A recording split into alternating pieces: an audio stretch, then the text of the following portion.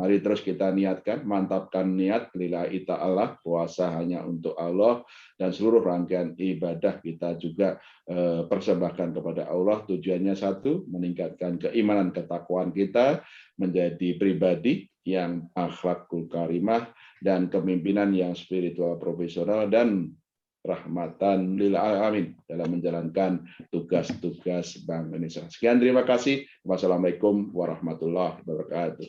Waalaikumsalam warahmatullahi wabarakatuh. Terima kasih Bapak Gubernur. Hadirin rahimakumullah. Alhamdulillah guru kita Bapak Kiai Haji Dr. Muhammad Hidayat telah hadir bersama kita. Untuk itu, marilah kita ikuti bersama tausiah beliau. Kepada Al-Mukarram, Pak Kiai, kami silahkan. Waktunya nanti dengan tanya jawab maksimal sampai jam 1 siang. Monggo Pak Kiai, tafadhol. Saya kira bisa 13.15 ya. Ya, insya Allah. Monggo supaya waktunya ada tanya jawab ya. Monggo Pak Kiai. Baik, yang kita cintai, kita hormati, dan saya muliakan Al-Mukarram Bapak Haji Peri Warjio, ayahanda kita. Teriring doa, semoga tugas-tugas dan amanah yang Bapak emban dan tangani diberikan bimbingan dan kemudahan oleh Allah Subhanahu wa Ta'ala. Ibu Deputi Senior Gubernur, para Dewan Gubernur yang hadir, yang sama-sama kita doakan mudah-mudahan beliau-beliau senantiasa dalam lindungan dan rahmat Allah Subhanahu wa Ta'ala. Pak Aryo dan Mas Ahmad yang telah memulai acara ini, marilah kita mulai untuk tholabul ilmi, kultum Ramadan yang singkat ini, kita luruskan niat dan kita membaca basmalah. Bismillahirrahmanirrahim. Alhamdulillahirabbil alamin, wassalatu wassalamu ala sayyidil mursalin wa ala alihi wa ashabihi ajma'in, amma ba'd. Siang ini kita akan mengkaji salah satu tujuan yang sangat utama dari ibadah siang, yaitu tentang membangun kualitas diri dan membangun kedermawanan.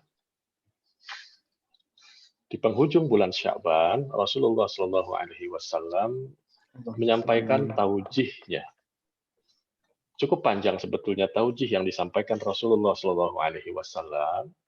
Namun mungkin saya persingkat taujih ini karena waktu kita memang singkat. Di antara pernyataan taujih atau pengarahan Rasulullah memasuki bulan Ramadan, beliau menegaskan bahwa bulan Ramadan itu adalah syahrul muasa, syahrun yazdadu fihi rizqul mu'min.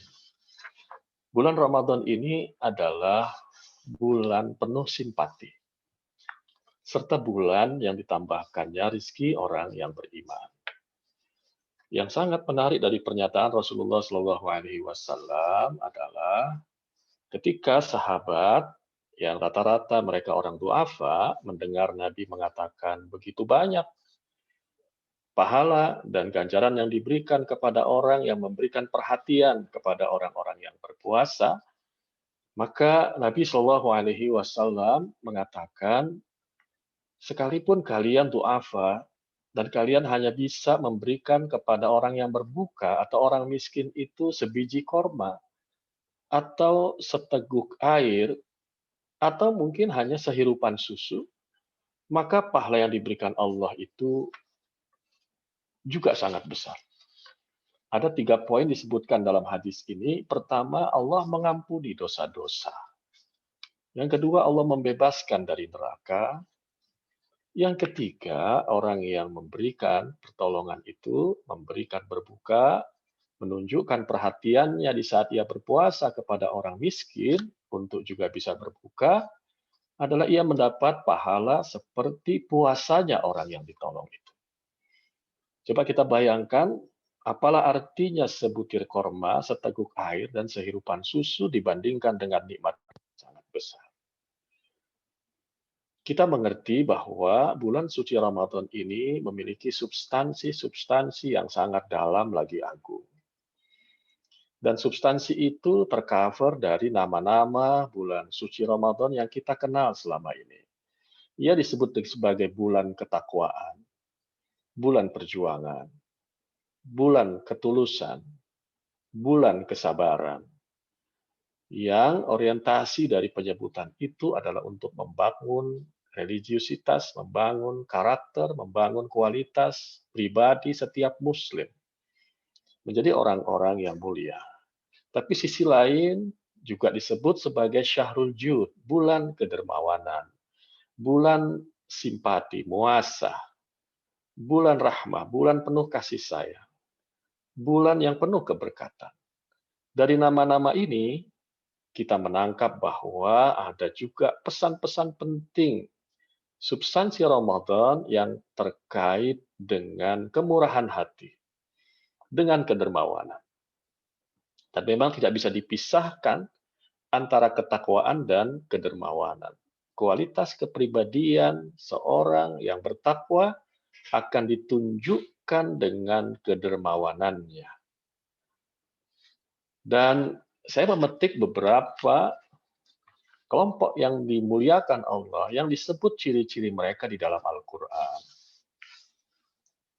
Di antaranya adalah apa yang kita kenal dengan ulul albab. Lihatlah surah Ali Imran, ayat 190 sampai 191. Ada 5 ciri dari ulul albab itu. Ya, orang yang memiliki keimanan yang kokoh, dia menggunakan daya fikirnya, dan lain-lain. Sudah pernah kita bahas sebelumnya. Kemudian disebut ibadur rahman. Cukup panjang Allah menyebut ciri-ciri dari ibadur rahman. Hamba-hamba Allah yang maha penyayang. Hamba Allah. Ada 8 ciri. Di dalam surah Al-Furqan ayat 63 sampai 77. Dan yang menarik adalah disebutkannya di dalam ayat ke-67, yaitu walladzina idza anfaqu lam yusrifu wa lam yaqturu wa kana baina dzalika qawama. Pesan Al-Qur'an adalah ciri utama ibadur rahman itu adalah mereka yang mendistribusikan, menginfakkan harta-harta mereka. Bahkan kalau kita melihat di dalam surah Al-Ahzab, ya, ketika Al-Quran berbicara tentang manusia yang sempurna, insan kamil, maka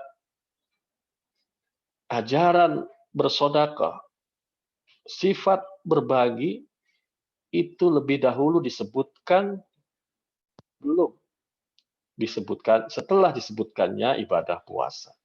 Ayat itu mengatakan innal muslimina wal muslimat, dan selanjutnya nanti kita akan temui wal mutasaddiqina wal mutasaddiqat. Dan orang-orang yang muslim, orang-orang yang muslimah, kemudian disebutkan nanti di bawahnya, dan orang-orang yang bersedekah dari laki-laki, wal mutasaddiqat, yang bersedekah dari kalangan wanita, disebutkan lagi was-shaimina was-shaimat, orang-orang yang berpuasa dari kalangan laki-laki, orang-orang yang berpuasa dari kalangan wanita muslimah, ya, dan selanjutnya. Menarik sekali bahwa bersedekah itu disebut lebih dahulu daripada ibadah puasa. Dan kalau kita melihat di dalam surah-surah yang lain, misalnya surah Al-Mu'minun, maka ayat 1 sampai 11 yang menyampaikan kualifikasi orang yang bertakwa itu, maka nomor 4 sebelum disebutkan syarat-syarat lainnya, kualifikasi lainnya, maka disebutkan wallazina hum lizakati fa'ilun. Dan mereka yang mengerjakan ibadah zakatnya. Kemudian kita juga lihat misalnya di dalam surah-surah yang lain, maka ternyata memang ketakwaan itu sangat erat kaitannya dengan kesucian seseorang melakukan derma, keikhlasan seseorang dalam menolong sesama. Inilah yang sebetulnya perlu kita pahami bersama. Dari sisi makna puasa juga, kalau kita perhatikan bahwa puasa ini memang salah satu tujuan utamanya adalah menyucikan kepribadian. Dan kepribadian seseorang yang bersih dan suci itu akan ditunjukkan oleh sikap humanity, sikap sikap kelemah lembutan, sikap ia peduli, sikap ia ingin berbagi, sikap ia untuk bisa mengeluarkan hak-hak orang-orang yang memang membutuhkannya. Seorang ulama yang bernama Imam Al-Khalil bin Ahmad Al-Farahidi, dia menegaskan bahwa Ramadan itu diambil dari kata romdu. Yang romdu itu maknanya adalah wa huwa maturun ya'ti fi waqtil kharif. Hujan deras yang datang, yang turun di saat musim gugur. Kita bisa merasakan kalau seandainya di Timur Tengah itu tengah terjadi musim gugur, suasana sangat panas, sumuk, ya, kemudian padang pasir pun ya, berdebu, ya, pohon-pohon pun rontok, suasana memang tidak kondusif untuk baik kita beristirahat di rumah maupun kita melakukan ikhtiar, ya, berdagang dan kegiatan muamalah lainnya. Tapi ketika hujan itu turun, inilah makna Ramadan.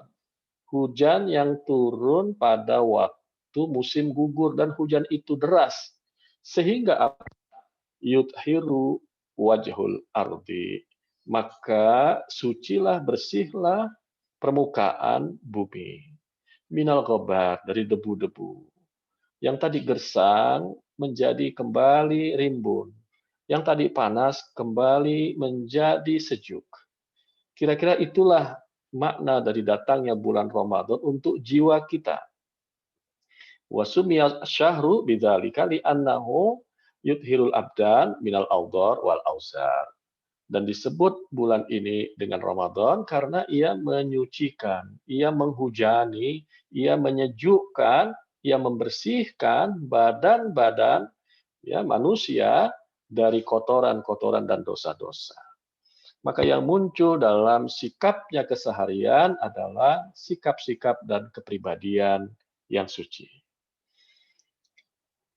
Salah satu tujuan dari diturunkannya syariat puasa adalah membangun kemurahan hati. Dan kemurahan hati ini sebagaimana ditunjukkan oleh Rasulullah, para sahabat, orang-orang yang soleh, merupakan kepribadian yang utama. Coba kita perhatikan di sela-sela Allah Subhanahu wa taala menginformasikan tentang syariat Ramadan, maka ada kalimat yang diinsert di tengah-tengah. Allah juga memberikan ya rukhsah atau keringanan kepada hamba-hambanya yang boleh tidak berpuasa. Inilah pernyataan Allah. Wa man tatawwa'a khairan fahuwa khairul lah. Dan barang siapa dengan kerelaan hati mengerjakan kebajikan, maka itulah yang lebih baik baginya. Ayat ini bicara tentang apa? Ternyata ayat ini, sebagaimana Imam Syekh Ali As-Sabuni dalam kitabnya, ini bicara tentang fidyah, tentang memberi makan kepada seorang miskin. Jadi yang dimaksud dengan tatawwa'a di situ ya atau khairan adalah barang siapa dengan ketulusan hati melebihkan kadar fidyahnya. Banyak orang menyangka bahwa ayat ini terkait dengan ibadah-ibadah tambahan. Tapi ternyata ayat ini hampir semua mufassir bersepakat menyatakan ini terkait dengan sikap derma. Sikap kemurahan hati untuk melebihkan pembayaran fidyah kepada orang miskin yang memang membutuhkannya. Surah Al-Baqarah ayat 184. Di lain ayat, Al-Quranul Karim memberikan reportase kepada kita bahwa apapun harta yang kalian infakkan, ada 3 poin yang disampaikan. Pertama, kebaikannya itu sesungguhnya untuk kalian sendiri. Yang kedua, bahwa ketika Anda berinfak, maka tujuannya hendaklah hanya mencari ridha Allah. Karena Allah yang akan menurunkan balasannya. Dan yang ketiga, ini jaminan Al-Quran, jaminan Allah akan diberi pahala. diberi ganjaran secara penuh, secara sempurna, ya, dan tidak akan dirugikan sama sekali. Secara finansial, kalau kita mengeluarkan ya aset-aset kita atau mungkin dana kita, sepertinya berkurang secara nominal. Tapi pada hakikatnya, ketika kita mengeluarkan infak, zakat, dan sejenisnya, apalagi wakaf misalnya, maka pada hakikatnya kita menyimpan pada khazanah Allah. Dan Allah akan memberikan kelebihan return yang berlipat ganda. Ini pernyataan sekaligus komitmen dari Al-Quran. Dan kita yakin bahwa ayat yang Allah turunkan dalam surah Al-Baqarah berikut ini, kita yakini Allah memberikan pelipat gandaan yang terus-menerus kepada orang-orang yang berinfak pada jalan Allah. Di ayat ini disebutkan yunfiquna amwalahum fi sabilillah, yaitu mendistribusikan, menafkahkan, mendermakan harta-harta mereka di jalan yang diridhoi Allah. Rasulullah Shallallahu Alaihi Wasallam pernah menyebutkan sebuah hadis di tengah-tengah bulan Ramadan. Ia mengatakan bahwa sedekah yang paling utama adalah sedekah di bulan Ramadan. Yang tentunya terjadi multiple points dari ganjaran Allah Subhanahu wa taala. Pertanyaan besar kita dalam kultum singkat ini, kalau kita tadi melihat ya, kita mencoba mendalami ayat-ayat hadis terkait dengan puasa, maka pertama adalah mengapa ibadah puasa yang sangat istimewa itu, ya, dan banyak pihak mengatakan cukup berat, ya, apalagi sambil menunaikan aktivitas dan pekerjaan-pekerjaan rutin yang cukup besar dengan durasi yang cukup panjang, mulai dari terbit fajar sampai terbenam matahari. Tapi untuk orang-orang tertentu yang diberikan rukhsah atau keringanan, kok hanya dikompensasikan dengan membayar fidyah. Jadi puasa yang sangat istimewa ini seolah-olah ya apple to apple nilainya dengan fidyah. Seolah-olah. Fidyah itu kita tahu ya, itu ukurannya secara fikih adalah 1 mud. 1 mud itu kurang lebih 0,75 kg. Ya, jadi kalau ukuran tradisionalnya 1 mud itu kira-kira ketika tangan kita terbuka berdoa, ya, dan di tangan itu ada makanan pokok, entah itu beras atau gandum atau jagung, maka itulah ukuran 1 mud. Coba kita bayangkan hanya 1 mud saja ini bisa mengkompensasi ya seorang untuk boleh tidak berpuasa dalam keadaan tertentu. Luar biasa ini. Yang kedua, mungkin pertanyaan kita adalah mengapa zakat fitri, zakatul fitri yang kita kenal kita akan keluarkan ya sebelum Idul Fitri, zakat jiwa ya dalam bentuk makanan pokok, kalau kita ini umumnya adalah beras atau nominal uang yang ekuivalen senilai 3,5 kilogram. 3,5 kilogram zakat fitri ini dalam sebuah hadis Nabi dapat menjadi penyebab ibadah puasa sebulan Ramadan tidak diterima. Dalam sebuah hadis Nabi Shallallahu Alaihi Wasallam mengatakan, ya ibadah puasa Ramadan itu masih mu'allaqun bainas sama'i wal ard. Dia mengawang, dia tidak sampai kepada Allah di antara langit dan bumi. Dia tidak diterima Allah, belum diterima Allah sehingga yang berpuasa itu menunaikan zakatul fitri. Dua pertanyaan ini sesungguhnya menjadi sangat penting kalau kita ingin melihat perspektif puasa dari sisi kedermawanan, dari sisi kemurahan hati. Ada pertanyaan yang mungkin cukup normal, cukup penting buat kita. Ya. Pertanyaannya adalah, mengapa orang yang beriman harus dermawan? Mengapa kita harus dermawan? Inilah beberapa jawabannya. Kedermawanan adalah ciri orang yang beriman. Di ayat-ayat yang sudah saya sebutkan tadi. Yang kedua, ciri manusia berkualitas, ya, ada ibadur rahman, disebutkan tadi, ada insan kamil, ya, bahwa intinya adalah ketakwaan yang bersifat universal. Kemudian kedermawanan itu perintah Al-Quran. Kemudian yang keempat, kedermawanan adalah bagian dari amanah Allah Subhanahu wa Ta'ala. Karena kita tahu rizki, ya, milik yang kita saat ini tengah kuasai, hakikatnya adalah titipan Allah.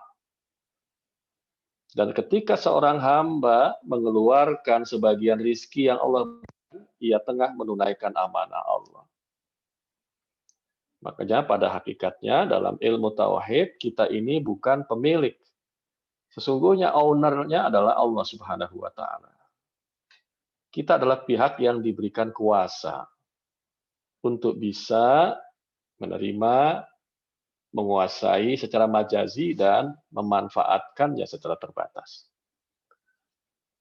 Kemudian dermawan juga merupakan ajaran utama Rasulullah SAW. Dan kedermawanan merupakan sunnatullah dalam kehidupan. Karena sekali waktu kita berada di atas, sekali waktu kita akan berada di bawah. Sekali waktu tangan kita berada di atas, sekali waktu tangan kita akan berada di bawah. Sekali waktu kita berkecukupan, sekali waktu kita berkekurangan. Sekali waktu kita sehat, sekali waktu kita sakit. Dan selanjutnya. Jadi, inilah sebuah ajaran dari Allah Subhanahu wa Ta'ala yang sepatutnya memang menjadi habits, menjadi karakter, menjadi attitude setiap orang-orang yang bertakwa.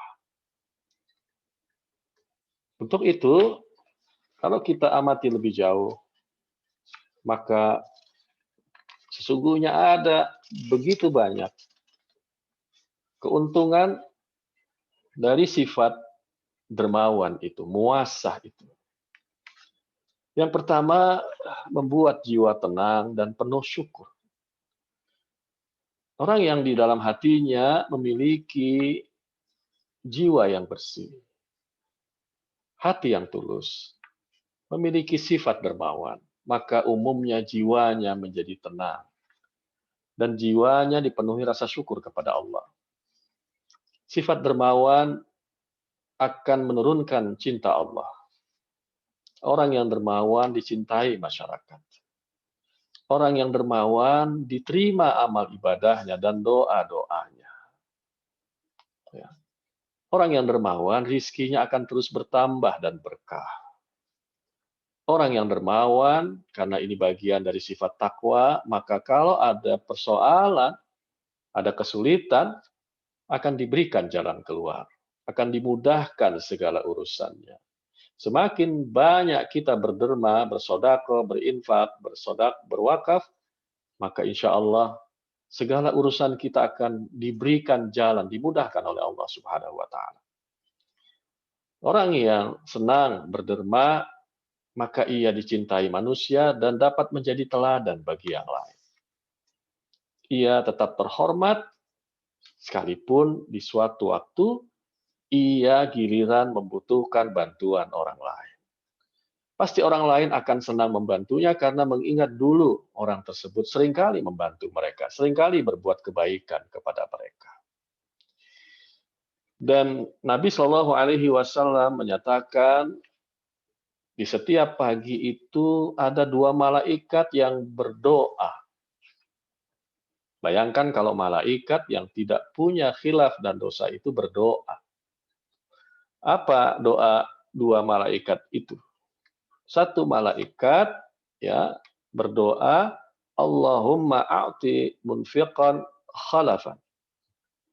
Ya Allah, berikanlah ganti orang yang menginfakkan hartanya.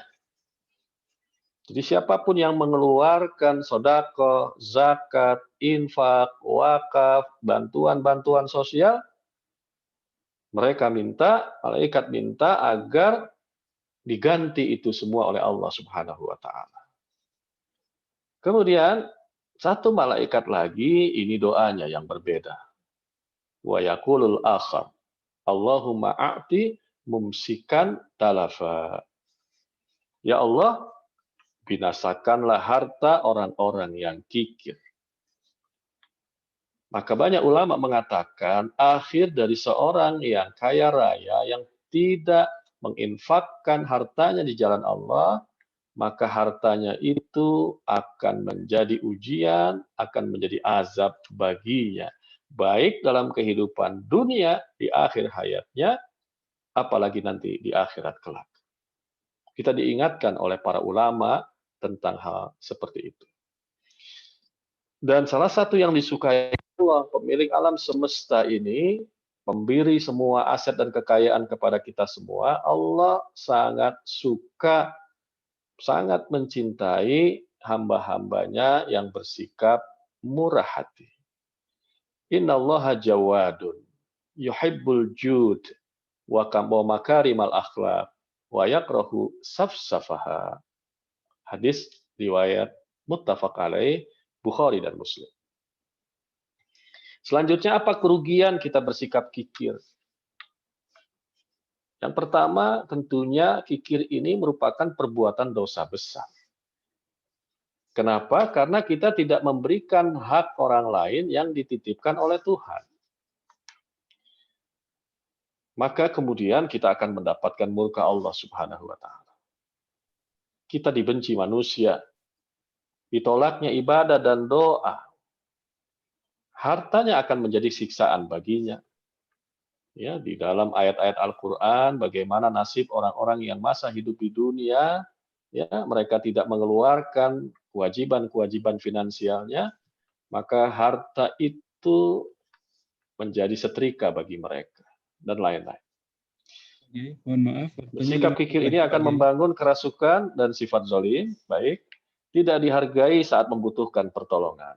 Kita langsung saja melihat keteladanan ya yang ditunjukkan oleh Rasulullah SAW dan keluarganya. Saya petik ini beberapa, mudah-mudahan memberi manfaat buat kita sekalian.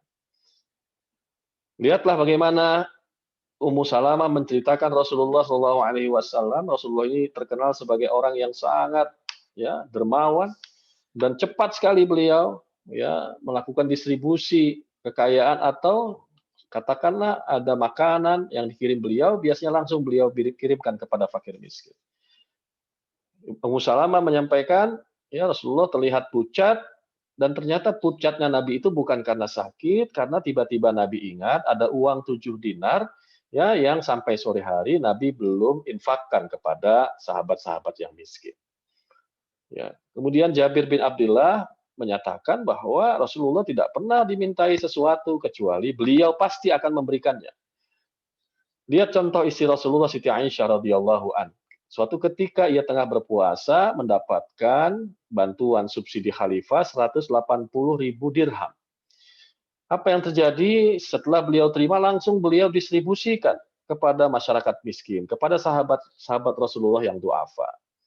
Dan ketika sore harinya beliau berbuka, ternyata ya khadimahnya, pelayannya hanya menyiapkan roti dan minyak zaitun saja untuk berbuka puasa. Sehingga sang pembantu menyatakan kalau tadi ya tuan atau ibunda menyisakan saja sedikit dirham, maka kita bisa berbuka puasa dengan daging atau sejenisnya. Lihatlah keteladanan para sahabat Rasulullah SAW. Utsman bin Affan radhiyallahu an ketika akan berperang kaum muslimin dengan bangsa Romawi dan muslimin itu tengah berada dalam kesulitan. Ya, maka Utsman bin Affan menyedekahkan tidak tanggung-tanggung uang sebesar 100.000 dinar, 350 ekor onta beserta perlengkapan perangnya. Jadi kurang lebih setengah kebutuhan perang itu ditutupi oleh Utsman bin Affan. Kisah Umar bin Khattab ketika beliau menjadi khalifah Beliau ya menyiapkan bantuan-bantuan subsidi kepada sahabat-sahabat senior Rasulullah yang fakir miskin. Di antaranya adalah Abu Ubaidah, Mu'adz bin Jabal, dan Sa'ad bin Abi Waqqas. Mereka ini orang-orang miskin. Tapi saat utusan Umar bin Khattab ini memberikan kepada mereka masing-masing, apa yang terjadi? Di saat yang sama mereka membagikan itu, memanggil sahabat-sahabat lain yang belum dapat untuk dihabiskan semua subsidi dari khalifah itu. Masya Allah. Contoh lagi yang kita bisa ambil menjadi teladan kita, sahabat Abdullah bin Amir. Ringkasnya, sahabat ini membeli rumah sahabat lain yang bernama Khalid bin Uqbah bin Mu'id seharga 70.000 dirham. Namun saat malam tiba, pembeli rumah ini mendengar ada tangis dari keluarga Khalid yang menjual rumahnya di pagi hari tadi.